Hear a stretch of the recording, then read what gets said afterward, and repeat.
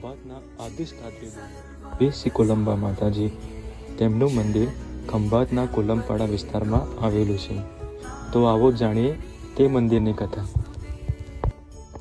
જેમના દર્શન ના કર્યા હોય તો ખંભાતની યાત્રા અધૂરી ગણાય. આ મંદિરનો ઉલ્લેખ સ્કંદ પુરાણમાં કુમારિકા ખંડમાં સવિસ્તાર જોવા મળે છે.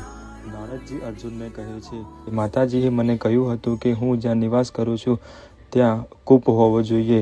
કૂપ વિના મને કોઈ પણ સ્થાનમાં રતિ થતી નથી. માટે હે શ્રેષ્ઠ દ્વિજ, તું અહીં કૂવો ખોદાવ.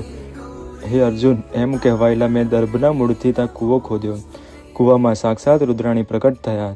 ત્યાં સ્નાન કરીને મેં દેવોને જપ પડે પ્રસન્ન કર્યા. દેવી જગદીશ્વરી કોલંબાનું મેં પૂજન કર્યું. પ્રસન્ન થયેલા તેમને મને પ્રણામ કરતા મને કહ્યું, હું તારા વડે પ્રસન્ન કરાયેલી અહીં હંમેશા નિવાસ કરીશ. જે લોકો ખાસ કરીને મહામાસની આઠમે આ કૂવામાં સ્નાન કરી મારી પૂજા કરશે તેમના હું પાપ છેદી નાખીશ. આ કૂવો સર્વ ઋતુઓથી યુક્ત આ વનમાં બધા તીર્થોથી યુક્ત છે.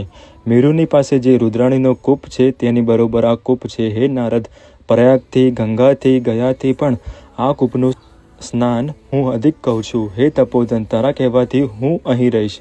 ગુહના પવિત્ર સરોવરનું હું આળસ વગર પાલન કરીશ. કુમારેશ્વરનું પૂજન કરીને જેઓ મારું પૂજન કરશે તેમને 60 કરોડ દેવીઓથી એવી હું અભિષ્ટ આપીશ. ત્યારે નારદ બોલ્યા, હે અર્જુન, પ્રસન્ન થયેલા કોલંબાએ મને એમ કહ્યું ત્યારે હું પણ આનંદપૂર્વક તે વિશ્વમાતા પ્રત્યે બોલ્યો, હે દેવી, તમે આ ગુપ્ત ક્ષેત્રના કારણરૂપ માતા છો. જેઓ તમારી પૂજા નહીં કરે તેમની તીર્થયાત્રા નિષ્ફળ જશે. આ પવિત્ર સરોવર તમારા નામથી પ્રસિદ્ધ થશે. તેથી આ વિસ્તાર કોલમપાડો કહેવાય છે. આ સરોવર તથા આ તીર્થની તું ઈશ્વરી છે. મેં દીર્ઘ તપ કરીને એ મહાદુર્ગાની સ્થાપના કરી છે.